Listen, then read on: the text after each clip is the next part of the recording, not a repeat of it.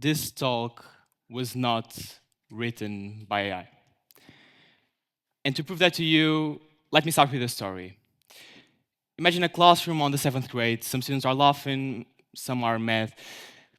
Probably yet the teacher had made a test way too hard. When someone bursts out, almost as a joke, something that sounded like, "What is all of this stuff for? We don't even know how to file taxes and any other adult stuff." And it hit me. It hit me because it was true. To be completely honest, I'm not even sure anyone in that room knew what filing taxes really meant. For me, this was a defining moment. It was the exact instant I realized that we are thrown into adulthood financially blindfolded, and somehow still the ones blamed when we trip. Fast forward 2025, and Portugal ranks second to last in the Eurozone for financial literacy. But that's just the surface. What this really means is teenagers sign contracts they don't understand, adults fall into debt traps they were never taught to avoid, and families stay silent about money because it's taboo, traumatic, or both. Yet, when someone takes some type of risk or makes some type of financial mistake, what we often hear is, well, they should have known better. Let me tell you the truth. This isn't a knowledge problem, it's a systems problem. We blame people for not knowing how to manage their money, but what if you have just never built the right systems to teach them about it? And now that I mention it, the right systems. After all, what are these so-called right systems? Let me begin by picking up the story I started. A couple of years later, a group of friends founded in that classroom co-founded a project that used games to teach financial concepts to younger students. It was nothing groundbreaking, there was no silver bullets, just budgeting, taxes, and interest. And through that experience, two things changed in my life. Number one, the way I see education. The students were learning and they were learning fast, even the so-called harder concepts. And this just goes to show that we do not need more content. What we do need are better systems, smarter systems, systems that actually work for the people they're meant to serve. And number two, the way I think about money. For most of my life, maybe just like many of you, I thought money was about power. That the more money you had, the more control you have over your own life, and perhaps over others too. But I was wrong. Slowly, and with emphasis on this particular journey, I started seeing money not as power, but as possibility. You see, when you understand money, when you know how to use it, how to manage it, how to talk about it, it becomes something far more useful than just status. It becomes a tool for choice, for freedom, for saying yes when the opportunity shows up, and for creating that same opportunity when it doesn't. This is what financial literacy is really about. Not about being good with numbers, but about being equipped to build a life on your own terms. We are now ready to define what are the pillars of this right system we are trying to rebuild. First, something that meets people at their level, adapting to individual needs.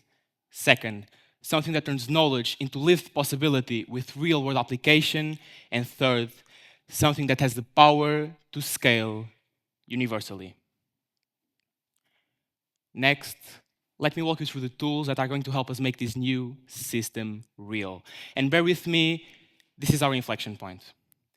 We are living in an era of extraordinary technological potential, and AI gives us, as a society, a rare second chance.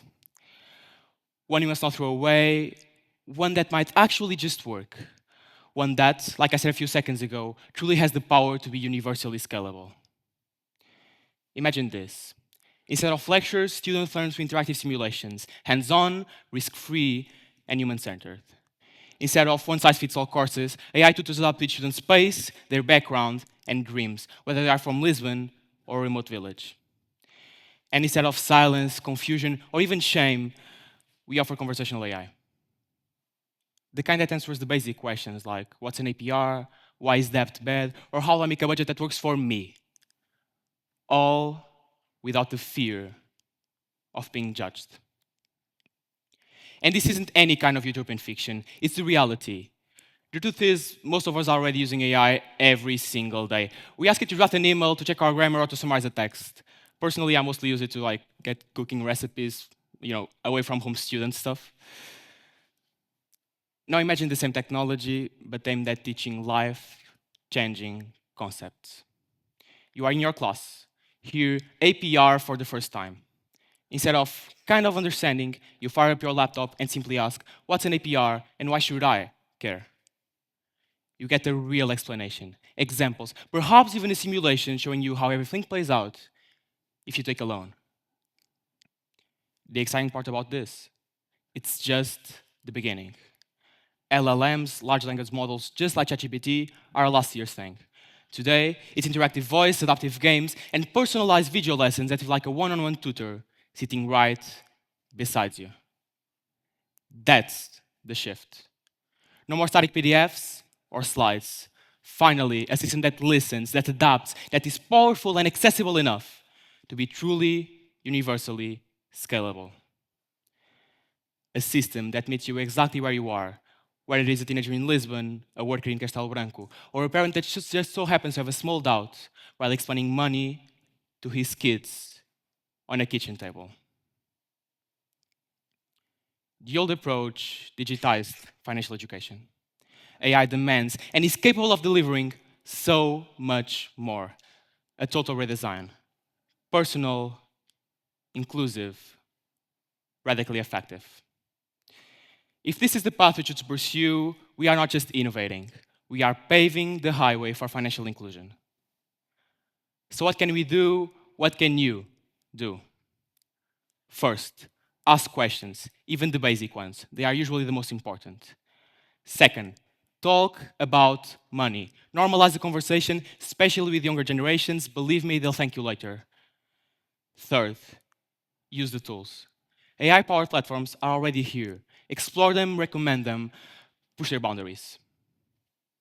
And finally, if you are building anything, ask yourself, does this help people understand money better? If so, you are not just building a product, you're building, even creating possibility. To close, let me take you back to the beginning. This talk was not written by AI. But if we grab the opportunity now, AI can be what we need to rewrite how financial literacy the current and next generations are going to be. Everyone, let's make money about possibility instead of power. Let's give all people the chance to say, I get this, I can do this, I belong here. My name is Francisco Soares, and this was my idea worth spreading. Thank you very much.